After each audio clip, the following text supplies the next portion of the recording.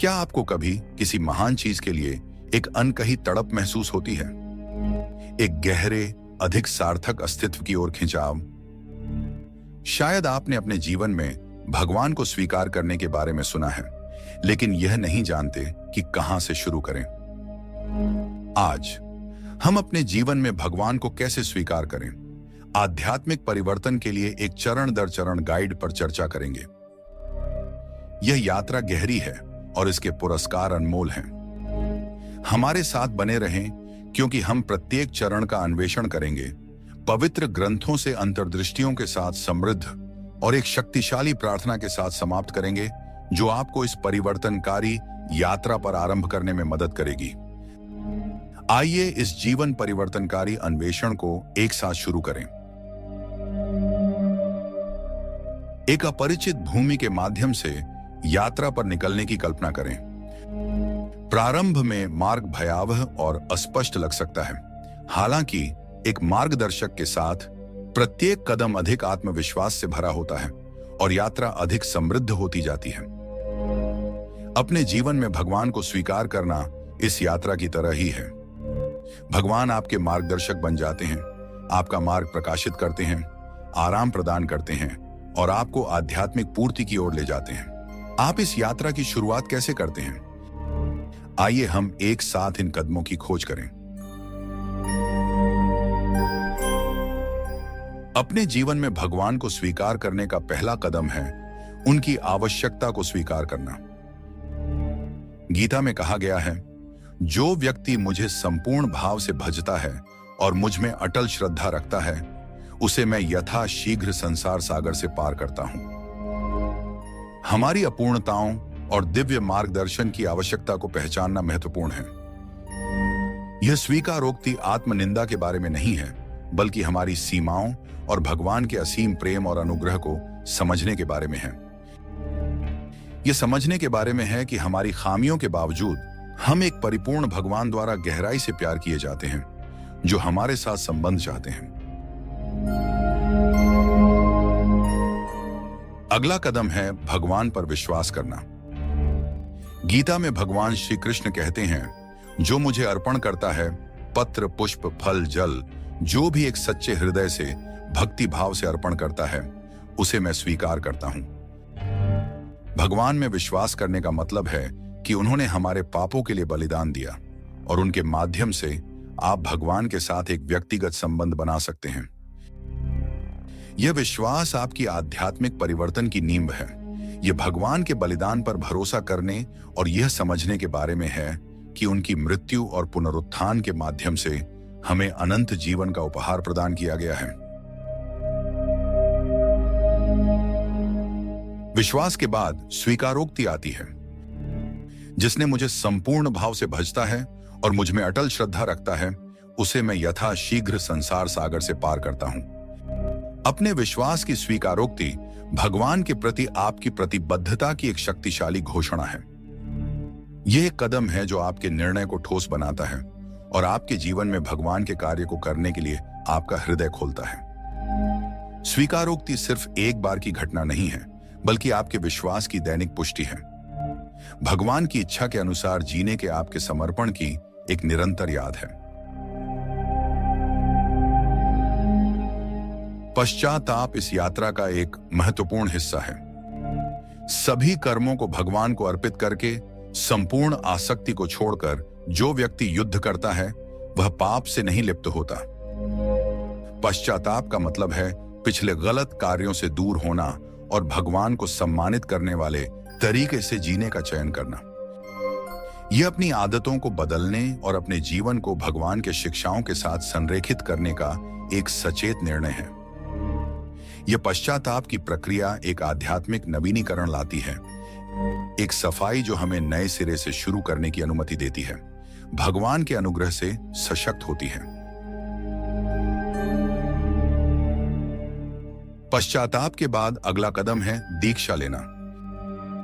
दीक्षा आपके विश्वास की एक सार्वजनिक घोषणा है। स्वयं भगवान ने दीक्षा ली थी और अपने अनुयायियों को भी ऐसा करने का आदेश दिया था।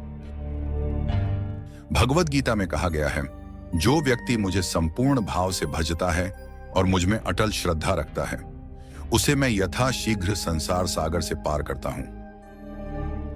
दीक्षा आपके पापों की सफाई और भगवान के साथ आपके नए जीवन का प्रतीक है।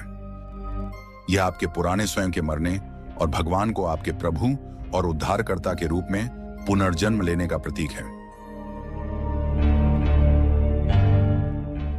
दीक्षा के बाद यह आवश्यक है कि भगवान के साथ एक व्यक्तिगत संबंध बनाए रखा जाए। इसमें दैनिक प्रार्थना, धार्मिक ग्रंथों का अध्ययन और अन्य विश्वासियों के साथ संगति की तलाश शामिल है। इस संबंध को बनाने के लिए निरंतर प्रयास और समर्पण की आवश्यकता होती है।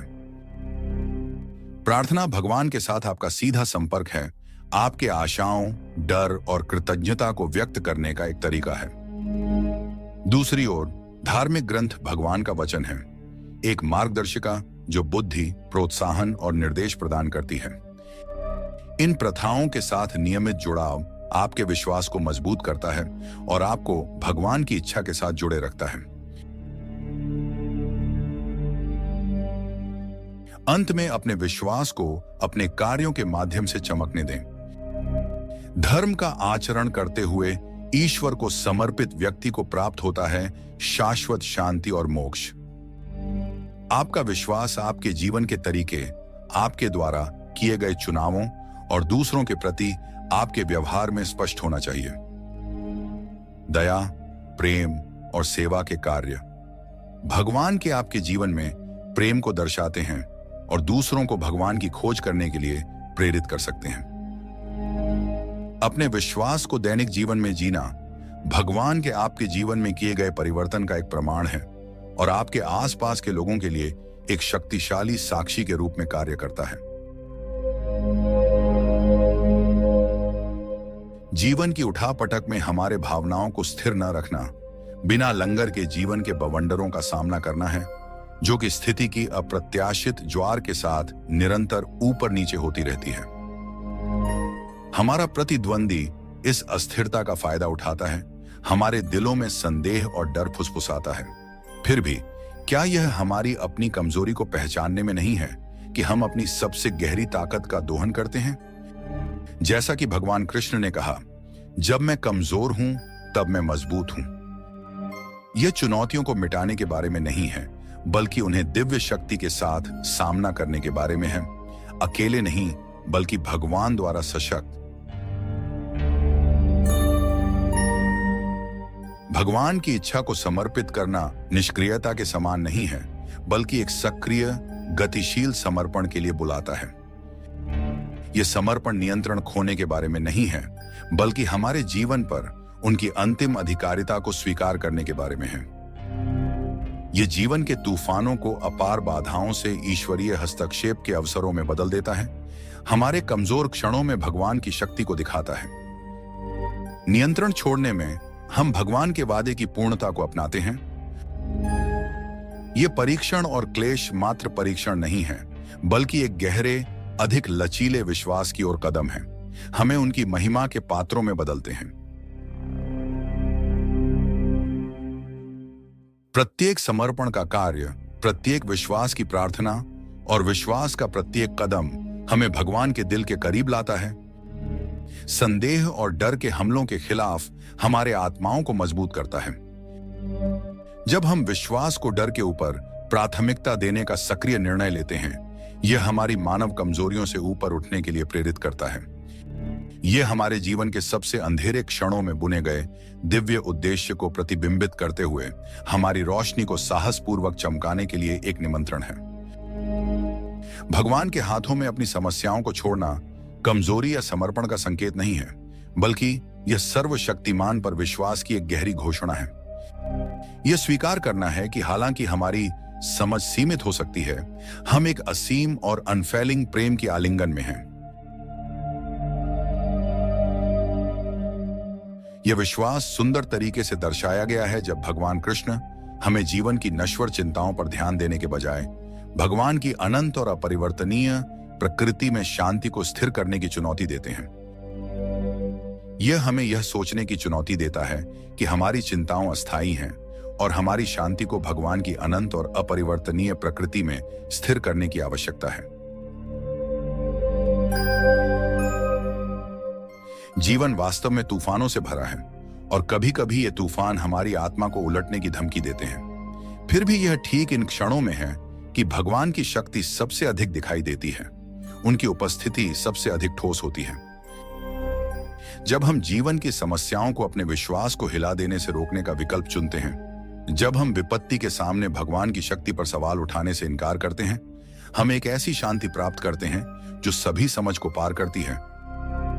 एक शांति जो मसीह यीशु के माध्यम से हमारे दिलों और दिमागों की रक्षा करती है। यह कहानी हमें याद दिलाती है कि चाहे हम कितने भी अंधकार का सामना करें, हम कभी अकेले नहीं होते। हम जो भी कदम उठाते हैं वे भगवान की सतर्क निगरानी के तहत उठाए जाते हैं, उस बुनाई के भीतर जो वह दया, न्याय और प्रेम के धागों के साथ बुनता है। आइए हम तब अपनी बोझ को प्रार्थना में उनके पैरों पर डालें, अपनी सच्चाइयों को बोलें और इस आश्वासन में आराम करें कि वह सुनते हैं, परवाह करते हैं और उन लोगों की ओर से कार्य करते हैं जो अपना विश्वास उनमें रखते हैं। अब मैं आपको एक शक्तिशाली प्रार्थना में मेरे साथ शामिल होने के लिए आमंत्रित करता हूं। आइए हम अपने दिलों को खोलें और एक साथ भगवान की उपस्थिति की खोज करें। कृपया अपनी आंखें बंद करें और मेरे साथ प्रार्थना करें। हे भगवान, हम आज आपके सामने खुले दिल से आते हैं, आपके प्रेम और मार्गदर्शन को अपनाने के लिए तैयार हैं। हम अपनी आवश्यकता को स्वीकार करते हैं और भगवान को अपने उद्धारकर्ता के रूप में विश्वास करते हैं। हम अपने विश्वास को स्वीकार करते हैं और अपने पिछले गलत कामों का पश्चाताप करते हैं। आपकी क्षमा और अनुग्रह की मांग करते हैं। जैसे हम आपके साथ गहरे संबंध बनाने की कोशिश करते हैं, हम ताकत, बुद्धि और अपने जीवन में आपके पवित्र आत्मा की उपस्थिति के लिए प्रार्थना करते हैं। भगवान हमें इस आध्यात्मिक परिवर्तन की यात्रा पर मार्गदर्शन करें। आपके असीम प्रेम और विश्वास के लिए धन्यवाद। आपके नाम पर हम प्रार्थना करते हैं। आज हमारे साथ जुड़ने के लिए धन्यवाद। कृपया नीचे कमेंट बॉक्स में अपनी प्रार्थना अनुरोध साझा करें ताकि हम एक दूसरे के लिए प्रार्थना कर सकें। हमारे अभिनवीकरण समुदाय में शामिल हों, विश्वास में बढ़ने और इस यात्रा पर एक दूसरे का समर्थन करने के लिए। यदि इस संदेश ने आपको आशीर्वाद दिया है तो कृपया हमारे चैनल का समर्थन करने पर विचार करें।